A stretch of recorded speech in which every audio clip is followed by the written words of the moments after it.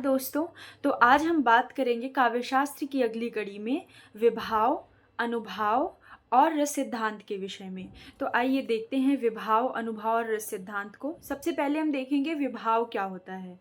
तो विभाव क्या है? विभाव है किसी वस्तु या व्यक्ति के वर्णन से जो भाव उत्पन्न होता है उसे विभाव कहते हैं। अर्थात किसी व्यक्ति के, किसी वस्तु के, इनके वर्णन से जो हमारे हृदय में भाव उत्पन्न होता है, अर्थात ये स्थायी भाव के पश्चात जो हमारे मन में भाव आते हैं उनको हम विभाव कहते हैं। अब इसके पश्चात सबसे मुख्य और सबसे प्रमुख आते हैं आचार्य शुक्ल, जो विभाव का संबंध हमारे मन में स्थित संवेदना से मानते हैं और इसे किसी विषय के प्रति मानते हैं। ये कहते हैं कि विभाव का संबंध हमारे मन में स्थित संवेदना से है जो किसी विषय के प्रति हो। अर्थात जो विभाव है वो हमारे मन की भावना है। एक तो हमारे मन में होता है भाव, और भाव के पश्चात जो आता है वो होता है विभाव, अर्थात क्या हमारे अंदर में ही स्थित होता है। तो क्या कहते हैं ये कहते हैं कि अब हम क्या देखते हैं कि किसी वस्तु या व्यक्ति के वर्णन से जो भाव उत्पन्न होता है, अर्थात हम किसी अजगर के विषय में सुने कि उसने किसी व्यक्ति का भक्षण कर लिया है, तो हमारे हृदय में कैसा भाव उत्पन्न होगा। तो एक तो दया आएगी, और दया के पश्चात क्या आएगा उस हिसाब से हम देखेंगे कि इसमें विभाव क्या होते हैं, और आगे हम इनकी और विशेषताओं के विषय में जानेंगे। तो आइए देखते हैं क्या होती हैं। विभाव दो प्रकार के होते हैं, आलंबन विभाव और उद्दीपन विभाव। विभाव कितने प्रकार के होते हैं? दो प्रकार के। कौन कौन से? आलंबन विभाव, उद्दीपन विभाव। ये नेट जेआरएफ की परीक्षा में भी पूछा गया प्रश्न, और ये असिस्टेंट प्रोफेसर की भी परीक्षाओं में पूछा गया प्रश्न है। तो आप लोग इसको एकदम ना भूलें कि विभाव दो प्रकार के होते हैं, आलंबन विभाव और उद्दीपन विभाव। अब आलंबन विभाव भी दो प्रकार के होते हैं। कौन कौन से? आश्रय और विषय। आश्रय क्या होता है? जिस पर हम आश्रित हैं, वो हो गया आश्रय। और विषय क्या है? विषय क्या है? जो स्वयं आलंबन है, अर्थात मैं किसी पर आश्रित हूँ। जैसे मैं फ़ोन पर आश्रित हूँ, तो मैं क्या हो गई? मैं विषय हो गई उसकी, और आश्रित हो गई मैं कहीं पे। आलंबन दो प्रकार का होता है। कौन कौन सा? आश्रय और विषय। विषय क्या होता है? विषय होता है स्वयं आलंबन। उद्दीपन विभाव दो तरह से विभाजित किया गया है। उद्दीपन विभाव को कितनी तरीके से विभाजित किया गया है? उद्दीपन विभाव को दो तरह से विभाजित किया गया है। एक तो है आलंबन की चेष्टाएं और देशकाल वातावरण। अर्थात आलंबन होता है जब हम जिस भी व्यक्ति पर हम आश्रित होते हैं वो आलंबन होता है। जैसे किसी प्रेमिका के लिए उसका प्रेमी, किसी स्त्री के लिए उसका प्रेमी, वो आलंबन होता है। अब आलंबन की चेष्टाएं जैसे जैसे परिवर्तित होंगी वैसे वैसे आश्रय, अर्थात जिसके हृदय में वो प्रेम भावना है, वो आश्रय है उसका। तो हम क्या देखते हैं कि उद्दीपन जो है उसको दो तरह से विभाजित किया गया है। एक तो आलंबन की चेष्टाएं और दूसरा देशकाल वातावरण। अब आप ये कहिए कि कैसे आलंबन की चेष्टाएं और देशकाल वातावरण है। तो हम इसको इस तरह से देखेंगे कि जैसे हम बिहारी की नायिका को देखते हैं, कहत नटत रिझत खिजत मिलत खिलत लजियात, भरे भवन में करत है नैनन ही सौ बात। तो वहां पर क्या होता है? वहां पर आलंबन की चेष्टाएं हो रही हैं, आश्रय में भी भाव आ रहे हैं, लेकिन उसके पश्चात क्या हो रहा है? उसके पश्चात ये हो रहा है कि वो एक भवन का वातावरण है जहाँ पर वो मिल करके या खिल करके नहीं हंस सकते हैं या बतिया सकते हैं, इसलिए वो भावनाओं को या किसी किसी प्रकार के कार्य की सहायता ले रहे हैं। अब आश्रय क्या है? जिसमें स्थायी भाव उत्पन्न होता है वह आश्रय होता है। आश्रय की चेष्टा ही अनुभाव कहलाती है। किसकी चेष्टा अनुभाव कहलाती है? आश्रय की चेष्टा अनुभाव कहलाती है। तो अब हम देखेंगे कि फिर उद्दीपन क्या होता है। कहते हैं कि आलंबन जिस पर अवलंबित होता है, आश्रय जिस पर अवलंबित होता है वो होता है आलंबन। इसका सीधा सीधा लाइन यही आप समझ लीजिए कि जैसे एक स्त्री अपने किसी प्रेमी पे निर्भर है, तो उस स्त्री का आलंबन उसका प्रेमी हो जाएगा, और वो स्त्री हो जाएगी आलंबन, वो स्त्री हो जाएगी आश्रय। तो आलंबन की चेष्टा क्या हो गई? उद्दीपन। आश्रय की चेष्टा क्या हो गई? अनुभाव। अर्थात मैं मान लीजिए कि मैं अपने पिता पे आश्रित हूँ। अब मैं हो गई आश्रय, मेरे पिता हो गए आलंबन। मेरा पिता की जो चेष्टाएं होंगी वे क्या कहलाएंगी? वे कहलाएंगी आलंबन की चेष्टाएं, ये कहलाएंगी उद्दीपन। और मेरी चेष्टाएं जो होंगी, मेरी चेष्टाएं क्या कहलाएंगी? मेरी चेष्टाएं कहलाएंगी अनुभाव। तो अब आइए हम देखते हैं इसमें एग्जाम्पल क्या कह रहा है। एग्जाम्पल है जैसे बिनुपद चले सुने बिनु काना, कर बिनु कर्म करे विधि नाना, आनंद रहित सकल रस भोगी, बिन वाणी वक्ता बड़ जोगी। वो जो बिना पैरों के चल रहा है, बिना कानों के सुन रहा है, बिना हाथों के कर्म कर रहा है और बिना जिह्वा के, बिना रस को जाने, बिना रस का आह्लाद लिए हुए, मतलब जिह्वा बिना इस्तेमाल किए हुए, जो हर तरह के आनंद को अनुभूति कर रहा है। तो आगे क्या है, और जो बिन वाणी वक्ता बड़ जोगी, बिना वाणी के ही वो सबसे बड़ा वक्ता है। तो यहाँ क्या हो रहा है, यहाँ हो ये रहा है कि जो मनुष्य है वो ईश्वर पे आश्रित है। तो यहाँ पे आलंबन की चेष्टाएं जो हो रही हैं, यहाँ आलंबन क्या कर रहा है, अर्थात ईश्वर क्या कर रहा है, ईश्वर अलौकिक या आश्चर्य उत्पादक वस्तु का कार्य कर रहा है। ईश्वर क्या कर रहा है, बिना पैर के चल रहा है, बिना मुंह के बोल रहा है, बिना जिह्वा के स्वाद ले रहा है, बिना वाणी के सबसे वाचाल वही है। तो ये है यहाँ पर आलंबन, और आलंबन की चेष्टाएं हमने अभी ऊपर पढ़ा, ये उद्दीपन कहलाती हैं, और आश्रय की चेष्टाएं क्या कहलाती हैं, अनुभाव कहलाती हैं। तो अब हम क्या देखेंगे, अब हम देखेंगे उद्दीपन क्या हो गया। उद्दीपन उस अद्भुत व्यक्ति या वस्तु का वर्णन, वैचित्र्य, उसकी गुण व कीर्तन, जैसे यहाँ बिना पैर के चल रहा है, बिना कानों के श्रवण कर रहा है। उद्दीपन क्या है, उस अद्भुत व्यक्ति या वस्तु का वर्णन, वैचित्र्य, जो व्यक्ति है, जो अद्भुत व्यक्ति है, अर्थात जो परब्रह्म है, परमेश्वर है, जो उनका हम वर्णन कर रहे हैं, और उससे जो हमारे हृदय में उत्पन्न हो रहा है, जो उद्दीप्त हो रहा है, यही जो भावना है, ये हमें उद्दीप्त कर रही है। तो ये क्या हो गई, ये हो गई उद्दीपन। अनुभाव क्या हो गया, आश्रय के हृदय में उत्पन्न स्थायी भावों को जिस प्रकार से बाह्य जगत में प्रकट किया जाता है या प्रकट होता है, अनुभाव कहलाता है। इसके माध्यम से प्रेम रत इत्यादि बाह्य जगत में प्रकाशित होते हैं। अनुभाव क्या होता है, अनुभाव होता है आश्रय के हृदय में जो स्थायी भाव है, जो मेरे हृदय में जो स्थायी भाव है, उसको मैं जिस तरह से भी प्रकट करूंगी वो मेरा हो जाएगा अनुभाव। अर्थात कि उद्दीपन क्या हो गया, उद्दीपन हो गया, हमने ऊपर पढ़ा कि उद्दीपन जो होता है यह आलंबन की चेष्टाएं होती हैं, अर्थात बिनु पद चले सुने बिनु काना, ये परब्रह्म की चेष्टाएं हैं। तो ये क्या है, ये आलंबन है। लेकिन हमारा आश्रय क्या कर रहा है, आश्रय कर रहा है, आश्रय वो चीजें सुन रहा है, और ये जिस माध्यम से इसको प्रकट कर रहा है वो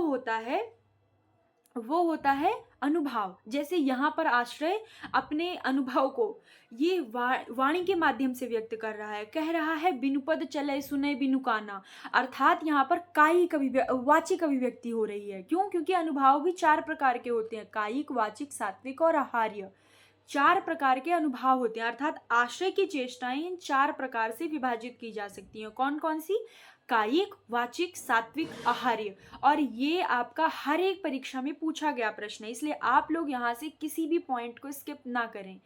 तो अनुभाव के 4 भेद कौन कौन से हैं, कायिक, वाचिक, सात्विक और आहार्य। अब कायिक क्या है, शरीर की क्रियाकलाप, जैसे मुस्कुराना, शर्माना, आंखें नीची करना, जैसे कि भौन करें सोहन हंसे दैन कहाय नट जाए। तो वहाँ राधा जी क्या कर रही हैं, राधा जी दिखा भी रही हैं कि आपकी मुरली मेरे पास है, और फिर वो मुकर जा रही हैं। ये क्या कर रही हैं, वो वाचिक कायिक अभिव्यक्ति कर रही हैं। किंतु वाचिक अभिव्यक्ति वाणी के माध्यम से हम ऊपर देख चुके हैं। सात्विक अभिव्यक्ति क्या होती है, इससे आश्रय के इसमें आश्रय के अंग व्यापार आते हैं, जो कि अकृत्रिम होते हैं। वस्तुतः यह कायिक प्रतीत होते हैं, किंतु अकृत्रिम होने की वजह से इनको रोका नहीं जा सकता, इसलिए ये कायिक नहीं होते हैं, ये अपने आप ही हो जाते हैं, अर्थात ये सहज होते हैं। हम जैसे छींक, पलकों का झपकना, जम्हाई आना, ये सारे कैसे व्यापार हैं, ये सारे ऐसे व्यापार हैं जिनको रोका नहीं जा सकता। जैसे कोई प्रेमिका या कोई भी व्यक्ति मान लीजिए 1 वर्ष पश्चात अपने परिवार को देखता है, तो क्या वह जबरन अपने भावनाओं को रोक सकता है, नहीं, उसके मुख पर मुस्कान आ जाएगी, और वह मुस्कान उसकी सात्विक अभिव्यक्ति होगी। अब यह सात्विक अभिव्यक्ति भी 8 प्रकार की होती है। कैसी, अब हमेशा हंसी ही नहीं आ सकती है ना, कभी दुख आएगा, कभी उदासी आएगी, कभी खुशी आएगी, कभी उत्साह आएगा। तो ये सारे जहाँ पर अकृत्रिम हो जाते हैं वे सात्विक अनुभाव बन जाते हैं। जैसे पहला होता है स्तंभ, अर्थात शरीर स्तंभित हो जाना। जैसे हठात कोई व्यक्ति सुन ले किसी का एक्सीडेंट हो गया है तो वो क्या होगा, वो स्टंड रह जाएगा। ये स्टंड रहना स्तंभ है, ये हम चाह कर भी रोक नहीं सकते हैं। रोमांच क्या है, रोम रोम प्रफुल्लित हो जाना, रोम रोम प्रफुल्लित हो जाना। अर्थात मान लीजिए कि हम जेआरएफ की परीक्षा दे रहे हैं, पहली परीक्षा में हमारा जेआरएफ हो जाता है, पहली परीक्षा में मैं असिस्टेंट प्रोफेसर बन जाती हूँ, पहली परीक्षा में हम सब कर लेते हैं, कोई प्रधानमंत्री बन जाता है, तो रोम रोम प्रफुल्लित हो जाता है, उसको रोमांच कहते हैं। अब इसको रोका नहीं जा सकता, ये अकृत्रिम होता है। स्वेद, पसीना निकलना, हम सभी जानते हैं पसीना निकलना अकृत्रिम है, इसे कोई रोक नहीं सकता।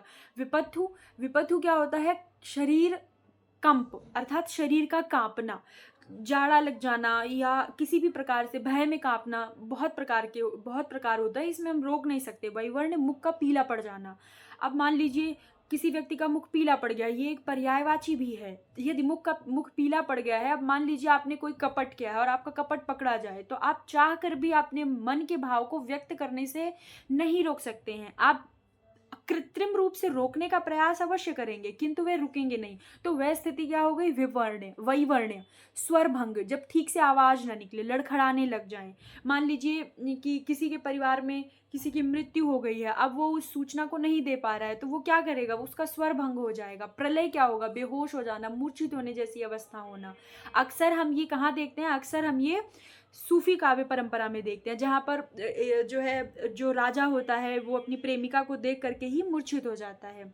आगे हम क्या देखते हैं, अश्रु, अश्रु क्या होते हैं, आंखों से आंसू निकलना। यदि स्थायी भाव को आलंबन और उद्दीपन अर्थात विभाव का संयोग ना मिले तो रसबोध की योग्य नहीं होता है। क्या कह रहा है, यदि स्थायी भाव को आलंबन और उद्दीपन अर्थात विभाव का सहयोग ना मिले तो वह रसबोध के योग्य नहीं होता है। अर्थात स्थायी भाव भी आवश्यक है, आलंबन भी आवश्यक है, उद्दीपन भी आवश्यक है, तभी हम जाकर के एक रस की उत्पत्ति कर पाएंगे और उस रस का आस्वाद ले पाएंगे। अब हम देखते हैं विविध प्रकार के रस कितने हैं, उनके स्थायी भाव क्या क्या होते हैं। और आप लोग याद रखें, इस पीडीएफ का एक एक पॉइंट आपकी परीक्षा के लिए एकदम आवश्यक है, बहुत आवश्यक है। तो आप लोग किताबों में क्या है उसके पीछे तो जाएं ही, अवश्य जाएं, यहाँ की चीज़ों को छोड़ करके मत जाएं, क्योंकि वहाँ की भूमिका यहाँ काम आएगी, यहाँ की भूमिका वहाँ काम आएगी। और परीक्षा में देखा गया जो चीज़ है, जॉन डेवी का एडुकेशन सिस्टम होता है, एडुकेशन जो उनकी पेडागॉगी में आती है, पेडागॉगी में वो बताते हैं कि कैसे जो है देखी गई वस्तु एक बार पढ़ी गई वस्तु से अधिक, सुनने जो श्रवण इंद्रियाँ होती हैं हमारी, वो चक्षु इंद्रियों से अधिक काम करती हैं। अब आइए हम देखते हैं क्या है श्रृंगार रस। तो श्रृंगार रस का स्थायी भाव है रति, आलंबन है परस्पर नायक नायिका, आश्रय भी परस्पर नायक नायिका। अर्थात श्रृंगार रस प्रेम और वियोग दो चीज़ों से है, मतलब कि ये विप्रलंब श्रृंगार और संयोग श्रृंगार, दो रसों के मेल से ये बना हुआ है। अब ये इन दोनों रसों के मेल से, इन दोनों प्रकार के भावों के मेल से बना हुआ है। तो नायक नायिका के लिए रति फील करेगा और नायिका नायक के लिए रति फील करेगी। तो इसलिए इन दोनों का आलंबन और आश्रय दोनों एक ही होते हैं। हास्य रस का स्थायी भाव हास है, आलंबन जिस पर हंसी आ जाए और आश्रय जिसे हंसी आ जाए। मान लीजिए मैं कोई भी ड्रामा देख करके मुझे हंसी आ जाती है, तो मैं क्या हो गई, मैं हो गई आश्रय, आलंबन हो गई जिस पर हंसी आई है, मुझे उस नाटक पर हंसी आई या किसी व्यक्ति पर हंसी आ जाना। वीर क्या होता है, वीर रस का स्थायी भाव वीरता या उत्साह है, आलंबन उत्साहित करने वाला वातावरण, आश्रय उत्साह उत्पन्न हो जिससे वह। रौद्र रस का स्थायी भाव क्या है, क्रोध, आलंबन जिसकी वजह से क्रोध उत्पन्न हो और जिसको क्रोध उत्पन्न हो। इसका अर्थ क्या होता है, अर्थ ये है कि मान लीजिए एक पिता अपने बालक पर क्रोध करता है और वो बहुत गुस्से में है, तो पिता हो गया आश्रय, बालक हो गया आलंबन, और उसको क्रोध के माध्यम से वो अपने रौद्र रस को प्रकट करेगा। करुण रस का स्थायी भाव हो गया शोक, आलंबन जिससे देखकर करुणा आती है, आश्रय जिसको शोक होता है। भयानक, सेम उसी प्रकार से स्थायी भाव भय, आलंबन भयानक वातावरण, आश्रय जो भी भयभीत होता है। मान लीजिए परीक्षा के भय से हम सभी भयभीत हैं, तो हम हो गए आश्रय, परीक्षा हो गई हमारी आलंबन। मान लीजिए कि अक्सर नेट जेआरएफ की परीक्षाओं की डेट एक दिन टल जाती है या परीक्षा के रिजल्ट की डेट टल जाती है, तो उस समय हमारा क्या होता है, हम भयभीत रहते हैं, भयानक रस में रहते हैं। अद्भुत रस क्या होता है, अद्भुत रस होता है स्थायी भाव है इसका विस्मय, विस्मयजनक वस्तु, आश्रय जिसे विस्मय हो। अब विभत्स का स्थायी भाव है जुगुप्सा, आलंबन है जुगुप्सा जिससे उत्पन्न हो, और जिसे उत्पन्न हो वह आश्रय हो गया। शांत रस का स्थायी भाव हो गया शांति, निर्वेद जिसे शांति उत्पन्न हो, जिससे शांति उत्पन्न हो, ये होता है। अब आगे हम देखते हैं श्रृंगार रस। तो श्रृंगार रस क्या होता है, हम देखेंगे। श्रृंगार रस काव्य में जहाँ भी विभाव, अनुभाव, संचारी भाव के संयोग से रति नामक स्थायी भाव से संयोग होता है, वहां पर रस की उत्पत्ति होती है या श्रृंगार रस की उत्पत्ति होती है। और आपकी ये परिभाषाएं हर एक रस पर मान्य होंगी। बस जहां पर आपको स्थायी भाव, रति नामक स्थायी भाव है, यहाँ पे आप हास्य नामक स्थायी भाव, शोक नामक स्थायी भाव, करुणा नामक स्थायी भाव, मतलब कि सभी रसों के स्थायी भावों को यहाँ पर आप सेट करके यू कैन गेट दी परिभाषा। ओके, तो श्रृंगार रस को भोजराज ने रसराज कहा है। किसने श्रृंगार रस को किसने रसराज कहा है? श्रृंगार रस को भोजराज ने रसराज कहा है। इसके पीछे का कारण यह है कि श्रृंगार रस में संयोग और वियोग पक्ष दोनों होते हैं। इसमें 33 संचारी भावों का समावेश होता है। रस का रसास्वाद प्रत्येक स्तर का व्यक्ति कर सकता है। श्रृंगार रस ऐसा है जिसे हर स्तर का व्यक्ति समझ सकता है। जैसे आप मान लीजिए किसी बालक का जन्म हुआ है, अब आप कहेंगे वो भय समझे, वो करुणा समझे, वो दुख समझे, वो नहीं समझेगा, किंतु हाँ, वो जब अपनी माँ को देखता है तो वो अवश्य ही प्रफुल्लित हो जाता है। तो वो श्रृंगार रस होता है। और मतलब श्रृंगार रस जो है वो हर उम्र के व्यक्ति महसूस कर सकते हैं, हर प्रकार के व्यक्ति महसूस कर सकते हैं। इसलिए इवन हम देखते हैं कि not even humans but animals also feel श्रृंगार रस। तो इसलिए श्रृंगार रस जो है वो रसराज है, क्योंकि उसमें 33 संचारी भावों का समावेश है और हर स्तर का व्यक्ति इसका रसास्वाद कर सकता है। अब वियोग श्रृंगार और संयोग श्रृंगार, हम 2 श्रृंगार जानते हैं। तो हम वियोग श्रृंगार की भी 4 परिस्थितियां मानी गई हैं। कौन कौन सी? वियोग श्रृंगार की 4 परिस्थितियां हैं। आप ये एकदम अच्छे से याद रखें। ये नेट जेआरएफ की परीक्षा में तो अभी तक हालांकि पूछा नहीं गया, क्योंकि ये असिस्टेंट प्रोफेसर की परीक्षाओं में पूछा जा चुका प्रश्न है और ये आगे भी पूछा जाता रहेगा। तो इसलिए आप लोग इसे स्किप करके मत जाइए। इसे स्किप करके आप जा ही नहीं सकते। आप यहाँ से जाएंगे, आप फिर इसको पढ़ेंगे, तो बेहतर है कि आप अभी पढ़ें। एक बार में पढ़िए, अच्छे से पढ़िए, फिर बार बार रिवाइज कर लीजिए। 4 परिस्थितियों में पूर्वानुराग, कौन कौन से अनुराग होते हैं? तो हम क्या देख रहे हैं कि हम देखते हैं वियोग श्रृंगार की 10 दशाएं होती हैं, जिसमें से 4 परिस्थितियां होती हैं। मतलब कि वियोग श्रृंगार की 10 दशा और 4 परिस्थिति होती है। याद रखिएगा, वियोग श्रृंगार की कितनी दशाएं होती हैं? 10, और कितनी परिस्थितियां होती हैं? 4। आप लोग बिल्कुल कंफ्यूज हो सकते हैं, क्योंकि भरत मुनि ने 4 अलंकार माने हैं, मुख्य, उपमा, रूपक, दीपक और यमक। और भरत मुनि ने 10 दोष और 10 गुण माने हैं। आप इसे याद रखिएगा। वियोग श्रृंगार की 10 दशाएं हैं, 33 आपके संचारी भाव हैं, 8 आपके रस हैं, 9वां रस माना है, 9वां रस भी माना गया है, और टोटल 9 रसों को सर्वसम्मति से अभी मान्यता दी जाती है। और वियोग श्रृंगार की 4 परिस्थितियां हैं, तो आप लोग इसको कृपया ना भूलें। 4 परिस्थितियों में कौन कौन सा है? एक तो है पूर्वानुराग। पूर्वानुराग क्या होता है? मान लीजिए किसी पर हमें पहले से अनुराग हो, हम किसी को देखें और हमें महसूस हो कि विनो हिम या विनोहर, तो ये हो गया हमारा पूर्वानुराग। जैसे हम देखते हैं सूफी काव्य परंपरा में सुजान कहता है कि जब वो कुटीर में रहता है और वहां पे वो देखता है, तो वो कहता है कि मेरा तुम पे पूर्व जन्म से ही अनुराग है, अर्थात मेरा तुमसे पूर्वानुराग है।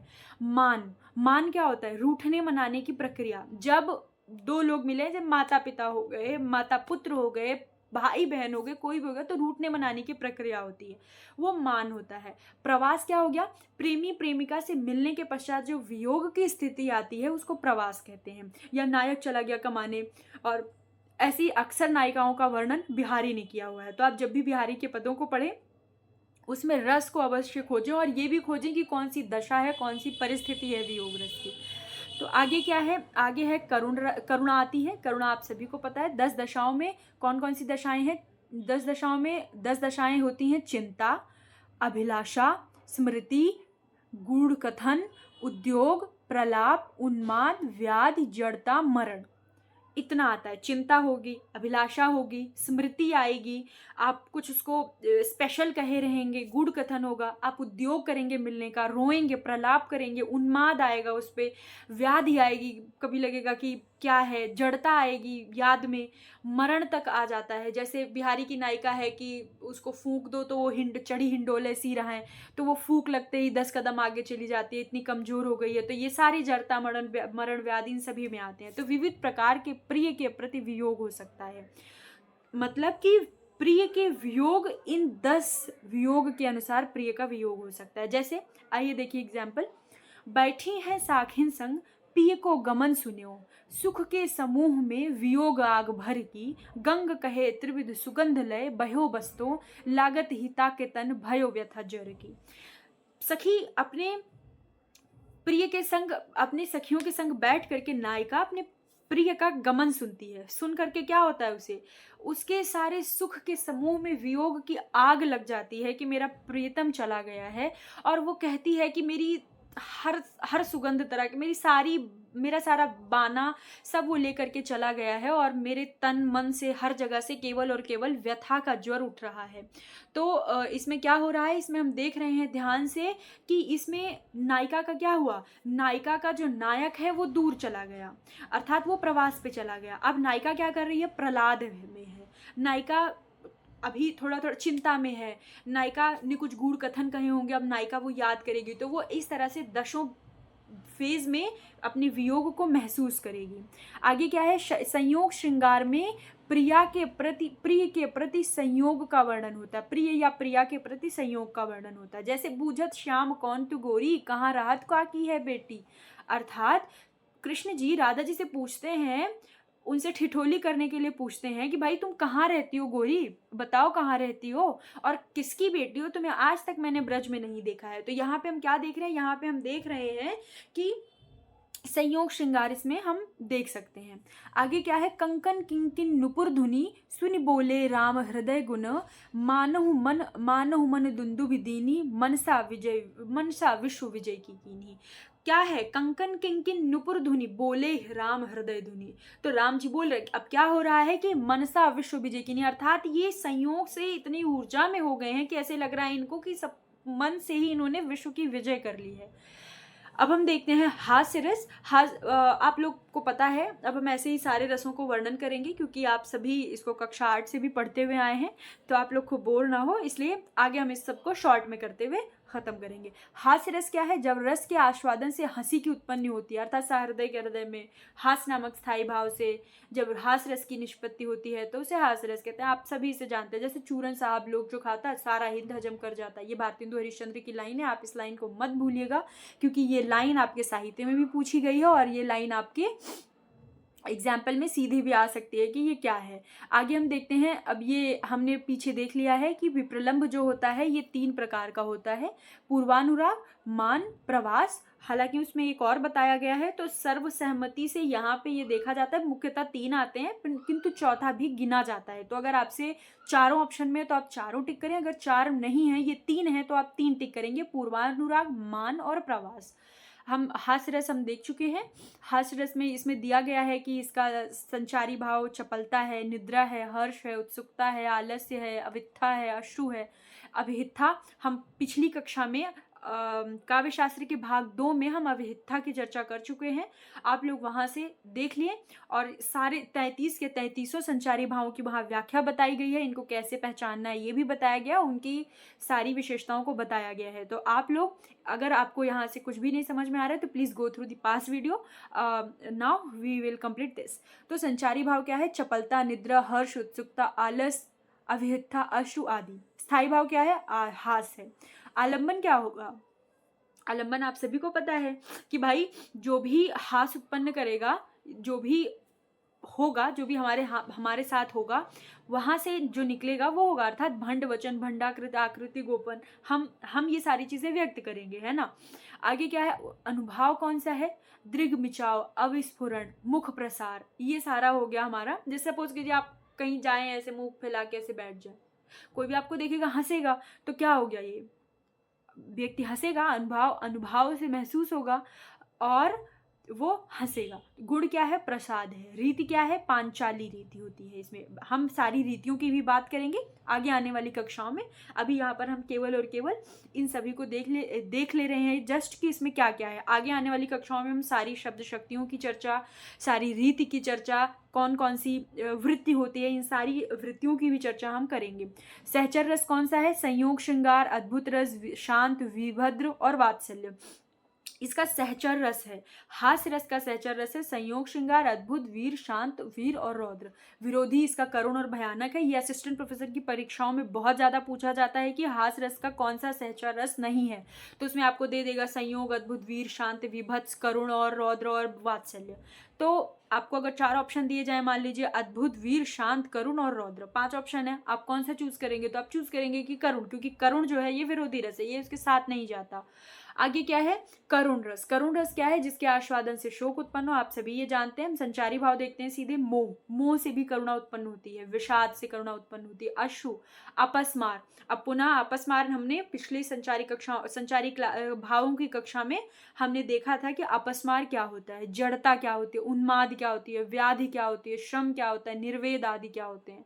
तो आप वहां से देखिए। अगर आपको नहीं समझ में आता तो प्लीज कमेंट डाउन, हम आपको फिर से उसको समझाएंगे कि क्या होता है संचारी भाव और ये कैसे कौन कौन से प्रकार हैं और इसको किस तरह से डिवाइड किया गया है। आलंबन क्या है? मृतक व्यक्ति हो गया, दुखी, दरिद्र को किसी भी सोचनीय दशा को प्राप्त व्यक्ति हो गया। उद्दीपन क्या है? रुदन, करुणोक्ति, चीत्कार, मृतदाह, मृतक व्यक्ति का गुणाश्रवण, चित्रावलोकन आदि। तो हम जब भी हम कहीं रुदन देखेंगे तो ऑब्वियस है कि हम रोने लगेंगे, हम दुखी हो जाएंगे, हमें करुणा होगी। कहीं भी जब शव यात्रा निकलती है, राम नाम सत्य है की ध्वनि सुन करके हमारे हृदय में करुणा आ ही जाती है। अनुभव क्या है इसमें अनुभव है मूर्छा, विलाप, दीर्घ श्वास, छाती कूटना, फोड़ना, हाथ पैर पटकना, अपमृत्यु को प्राप्त होना। अर्थात अपमृत्यु को प्राप्त होना कि हम विस्मृत हो गए हैं, हम जिंदा हैं, अमृत हैं, हम उस शोक में इतना डूब गए हैं कि we have just forgotten what are we living और नॉट। सो ये होता है अनुभव। गुण क्या है? माधुर्य, रीति, वैदर्भी, वृत्ति, उपनागरिका। अब ये सारी उपनागरिका, गुण और रीति हम ये सारा आगे देखेंगे कि क्या क्या होती है। जैसे पांचाली रीति क्या होती है, सारी भावनाओं को हम ये सारी भावनाओं को नहीं, सारी शब्द शक्तियों को, अभिधा, लक्षणा, व्यंजना, इन सभी को हम आगे डिटेल में पढ़ेंगे। तो ये अगले कक्षाओं के लिए छोड़ देते हैं। अब इसका सहचर रस क्या है? रौद्र, भयानक, शांत, अद्भुत, विभत्स, वात्सल्य। विरोधी रस क्या है? हास्य और नायिका श्रृंगार।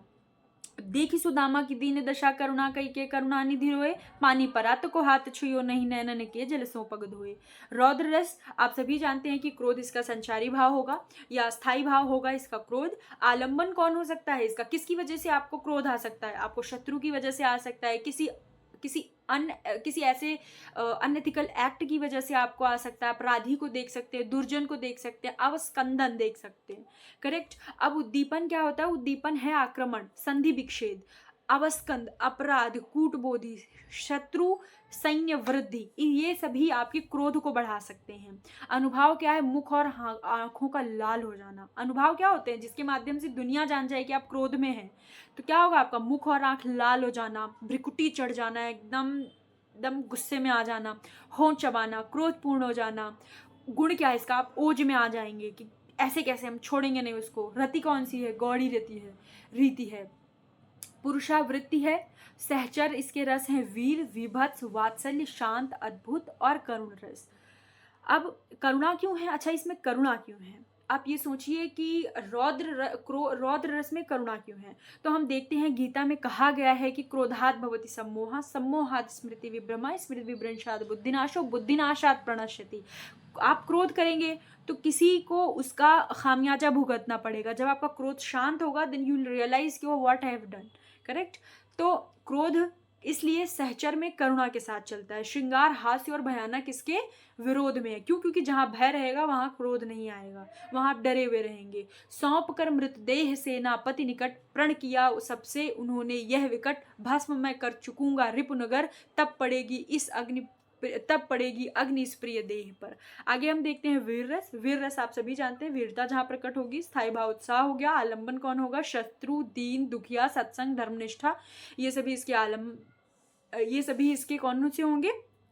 वीर रस होंगे। अब आप ये सोचिए सत्संग और धर्मनिष्ठा कैसे आपको वीर रस दे सकता है। तो धर्म और सत्संग ये भी हमारे मन को एक वीरता प्रदान करते हैं जो परमानंद की प्राप्ति की ओर अग्रसर करता है हमें। ये इसके लिए भी वीर रस की जरूरत है। आप ये एकदम अच्छे से ध्यान रखें कि खुद को विजित करना बहुत कठिन है रादर देन अनदर वन। अगर आपकी कोई रिस्पेक्ट नहीं कर रहा है, you can slap him. But अगर आप खुद को कह रहे हैं कि मैं 8 घंटे पढ़ूंगा और फिर आप 2 घंटे पढ़ के सो जाते हैं, तो आप किसके पास जाएंगे? आप किसी को नहीं कह सकते। तो सबसे भयानक होता है खुद के साथ लड़ाई करना। और धर्मनिष्ठता, सत्संग, ये सभी हमें इन सारी इनके विषयों में हमें बताते हैं। इसलिए सत्संग, धर्मनिष्ठा ये सभी हमें अपने लिए जगाते हैं, अपने लिए वीर रस को लेके आते हैं। उद्दीपन क्या होता है? मार, बाजों का बजना, क्रंदन, शंखनाद। अनुभाव क्या होता है? मार काट, अंग विस्फोरण, भ्रिकुटी चढ़ना, क्रोध, सैन्य बल, अस्त्र शस्त्र आदि का प्रयोग। गुण प्रसाद और ओज होता है। वृत्ति परुषा कोमला, रीति गौड़ी पांचाली लाटी। सहचर रस हास अद्भुत करुण विभत्स रौद्र। हास्य रस कैसे है वीर रस में? आप किसी को ललकारेंगे तो हंसेंगे भी ना उसमें। जैसे हम महाभारत इत्यादि देखते हैं तो उसमें जब अर्जुन को दुर्योधन ललकारते हैं तो क्या कहते हैं कि तुम्हारे पास बल नहीं है, आओ लड़ो अब। After that they laugh. तो हंस रहे हैं, अर्थात हास्य रस भी इसका सहचर रस है। विरोधी रस कौन सा है? श्रृंगार, शांत और वात्सल्य। अब इसके पश्चात हम देखेंगे हास्य रस में, इसके पश्चात हम देखेंगे अच्छा हाँ, वीर रस के प्रकार आचार्य शुक्ल ने विभाजित किए। युद्धवीर, दयावीर, दानवीर, सत्यवीर। 4 प्रकार के वीर बांटे हैं। युद्धवीर जो युद्ध करे, सिंहनाद गलगाज के, भंज उठे उठभीर भटभीर, छतावीर रस उमंग में, गनयन गोली तीर। सत्यवीर कौन सा है? मृत रोहित पदुदान लय, धर्यो धर्म अमंद, खंग घार व्रत धीर धनि, सत्यवीर हरिचंद। हरिचंद जी अपनी पत्नी से भी मांगते हैं कि आप साड़ी का एक टुकड़ा मुझे दे दो, तभी मैं आपके बेटे को जला सकता हूँ, वरना मैं नहीं जलाऊंगा। दानवीर क्या होता है? दया धर्म जान्यो तुही सब धर्मन को सार, नृप शिव तेरे दान पे बलि हूँ 100 बार। आपने एक एग्जाम्पल कर्ण का सुन रखा होगा। कर्ण कैसे अपने कवच कुंडल दान दे करके भी अमर रह जाता है, तो वो दानवीर है। युद्धवीर, सत्यवीर, दानवीर और दयावीर। दयावीर होता है कि शत्रु जो आपसे पराजित हो गया, आप उस पर दया करके उसको छोड़ दें। ये भी क्या होता है? ये भी होता है वीरता। आगे क्या है? भयानक रस। भयानक रस क्या है? जब आपके भय, स्थायी भाव से आपको जब भयानक रस फील हो तो भयानक रस होता है। जुगुप्सा इसका संचारी भाव है। रोमांच, अभिथा, विषाद, जड़, मति, स्मृति, निर्वेद आदि ये सभी संचारी भाव हैं। तो ये सब आपसे जेआरएफ की परीक्षाओं में तो हालांकि कम पूछा जाएगा, क्योंकि असिस्टेंट प्रोफेसर की परीक्षाओं में एक एक शब्द यहाँ से पूछा गया। तो आप लोग यहाँ का एक भी शब्द मिस ना करें प्लीज़, वरना आप लोग बाद में कहेंगे कि भाई ये क्वेश्चन कहाँ से बन गए, फिर क्वेश्चन यहाँ से रहेंगे। अब स्थायी भाव, इसका स्थायी भाव भय हो गया। आलम्बन शत्रु, क्रव्यादि, परिपाथिक, अवस्कंद, भूत प्रेत, पिशाच, महारोग, श्मशान, विभीषिका। आप लोग को इसमें जो भी समझ में नहीं आता है आप लोग प्लीज़ कमेंट डाउन करें, मैं उसको एक्सप्लेन कर दूंगी।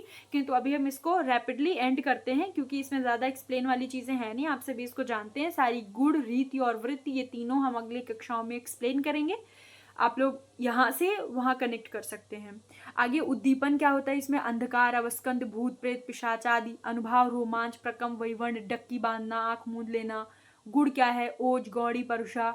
सहचर क्या है? अद्भुत, करुण, विभत्स। विरोधी रस क्या है? श्रृंगार, हास, रौद्र, शांत, वात्सल्य। और हाट वाट, कोट ओट, अटन अगार परे, खौरी खौरी, दौरी दौरी, दीन अति भागी है। भारत पुकारत संभारत न कोहु कहूँ, व्याकुल जहाँ सुतहाँ लोक चले भागी हैं। बालदी के राम बार, जह राम जरे, बूंदिया से लंक पिघ, लाई पागी पागी है। तुलसी बीबे काकू, लानी जातु धानी का है। चित्र हूँ के कवि सो, निशिचर को लागी, निशाचर न लागी है। आगे आता है हमारा विभत्स रस। विभत्स रस क्या है? जहाँ पर सहृदय के हृदय में घृणा नामक स्थायी भाव से जब विभत्स रस की प्राप्ति होती है तो वहाँ विभत्स रस होता है। संचारी भाव क्या होता है इसका? अपस्मार। अपस्मार होता है, याद रखिएगा, जड़ता, आवेग, व्याधि, मरण, मृत्यु, मति, मोह, ग्लानि, निर्वेद, ये सभी विभत्स रस होते हैं। स्थायी भाव जुगुप्सा होता है। आलंबन इसका घृणास्पद पदार्थ होता है या घिनौने दृश्य होते हैं। याद रखिएगा, आप कुछ भी घृणा वाला देखेंगे तभी आपको विभत्स फील होगा। जैसे वो गिद्ध जांग को खोद खोद के पार उपारत, ये यहाँ पर विभत्स का सृजन हो रहा है। शव, शव, पुरीश, मांस, रक्त आदि का सड़ना, कीड़े, मक्खी, मच्छर, भिनभिनाना, दुर्गंध, आप ये सभी देखेंगे आपको घिन आएगी। अनुभाव क्या होता है, थूक देंगे आप, मुंह मोड़ लेंगे, नाक मूंद लेंगे, आंखें बंद कर लेंगे, तब आप लोग जान जाएंगे कि अच्छा अच्छा इसको भी भद्रस महसूस हो रहा है। गुण क्या है इसमें, ओज और प्रसाद है। रीति कौन सी है, गौड़ी और लाटी है। वृत्ति कौन सी है, वृत्ति है परुषा और कोमला। सहचर कौन सा है, हास्य, अद्भुत, करुण, वीर, भयानक, शांत है। माता पिता रजवीरज सो उपजी सब घात कुघात भारी। माखिन माखिन के पर माफिक बाहर घास के बैठन मेड़ घरी है। नाही तो और आए लागे अब ही बक वायस जीद बचैन घरी है। देह दशा यह दिखत भ्रात घिनात नहीं किन बुद्धि हरी है। ये इतनी गंदी दशा देख कर भी घिना नहीं रहे, भगवान पता नहीं इनकी बुद्धि किसने हर ली है। अद्भुत रस क्या होता है, जहाँ पे आश्चर्य प्रकट होता है। संचारी भाव क्या है, संचारी भाव है हर्ष, शंका, वितर्क, मोह और आवेग। अब स्थायी भाव क्या है, विस्मय। आलंब क्या है, अलौकिक, आश्चर्य, आप अचानक से कुछ दिव्य देख लें, क्या अद्भुत रस की अद्भुत रस को आप महसूस करेंगे। उद्दीपन क्या है, उद्भूत वस्तु और उद्भूत व्यक्ति का वर्णन, वैचित्र अथवा गुण, कीर्तन आदि। अनुभव क्या है, रोमांच, स्वरभंग, प्रस्वेद, विस्फारित नेत्र, आश्चर्यान्वित होना, साधुवाद आदि। गुण क्या है, प्रसाद, रीति, पांचाली, वृत्ति, कोमला, सहचर, श्रृंगार आदि रस समस्त रस है। और उदाहरण इसका बिनुपत चले सुने। बिन को आना आप वहाँ ऊपर देख चुके हैं, आप याद रखिएगा, ये अद्भुत रस भी है। हम इसको अलंकार में भी देखेंगे कि इसमें कौन सा अलंकार है, और वहाँ अलंकार को भी हम डिटेल में पढ़ने वाले हैं। तो आप लोग चैनल को लाइक और सब्सक्राइब करके रखिए ताकि आपको एक एक अपडेट मिलती रहे। शांत रस क्या होता है, शांत रस आप सभी को पता है, जीवों में समान भाव रखता है। ये किसी के प्रति कोई भी भाव नहीं होता है, जब न द्वेष हो न मोह हो, आप शांत रहें। संचारी भाव का है हर्ष, विषाद, स्मृति, धृति, निर्वेद आदि। स्थायी भाव क्या है, निर्वेद और शम। शम और निर्वेद आप याद रखिएगा, शमन कर देना, शम हो जाना भी शांत रस का स्थायी भाव है। नरक के महान दुख का चिंतन, ये क्या है, नरक के महान दुख का चिंतन कैसे स्थायी भाव को दे सकता है। आप मान लीजिए आप परेशान है बहुत ज़्यादा धन के लिए, खुशी के लिए, लेकिन आप अचानक से फील करेंगे, oh I will die one day, तो आप क्या होगा, अब आप महसूस करेंगे कि भाई शांत रहो क्योंकि सब चीज़ चला जाना है।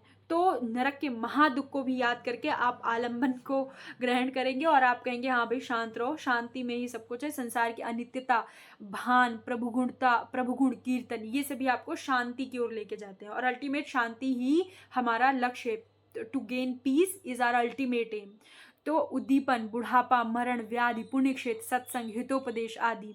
अनुभाव, रोमांच, विलाप, योग साधन, ईश्वर भक्ति में रत होना, संसार में विरक्त होना आदि।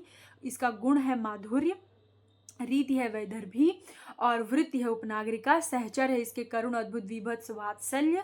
विरोधी रस है इसके श्रृंगार, हास्य, रौद्र, वीर, भयानक। मोक्ष है महल की प्रथम सीढ़ी या बिन ज्ञान चरित, या सभ्यता ना लहाए सो दर्शन धरो भव्य पवित्र।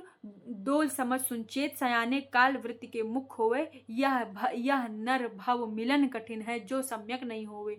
नाट्य शास्त्रियों ने शांत रस को नाटक के अनुपयुक्त माना था नाट्य शास्त्र में, इसलिए 8 ही रस मानेंगे। वे कहते हैं भाई जब शांति हो गए आप, you are not feeling nothing, you are feeling nothing at all, तो आप किस लिए नाटक देख रहे हैं। तो इसलिए इसको नहीं माना है, भरत मुनि ने इसको रस नहीं माना है, लेकिन इसको आगे चल के 9वां रस माना जाता है। वात्सल्य रस क्या है, जहाँ शिष्य पुत्र आदि के प्रति स्नेह दिखाया जाता है, वहां पर वात्सल्य रस होता है। संचारी भाव क्या है, हर्ष, मद, मोह, उत्सुकता, चंचलता, श्रम, गर्व। और इसका स्थायी भाव क्या है, इसका स्थायी भाव है स्नेह, पुत्र, पुत्री व छात्र, छात्रा आदि के लिए। उद्दीपन क्या है, आलम्बन की चेष्टाएं हैं। आप सभी जानते हैं आलम्बन की चेष्टाएं उद्दीपन होती हैं भाई। अब क्या होता है, ताली मतलब इसमें जो उद्दीपन है वो आलम्बन की चेष्टाएं ही उद्दीपन हो जाती हैं। अनुभाव, ताली, चुटकी आदि बजाना। स्नेह पूर्वक देखना, हंसना, रोमांचित होना, मुख चूमना, आलिंगन करना। गुण कौन सा है, माधुर्य है। वृत्ति कौन सी है, उपनागरिका है। और रीति कौन सी है, वैदर्भी। सहचर रस कौन सा है, करुण, हास्य, अद्भुत, शांत। विरोधी रस कौन सा है, श्रृंगार, विभत्स, वीर, भयानक, रौद्र। सुत मुख देख जसोदा फूली, हर्षित हरक दूध बतियां, मुख तन सुध भूली।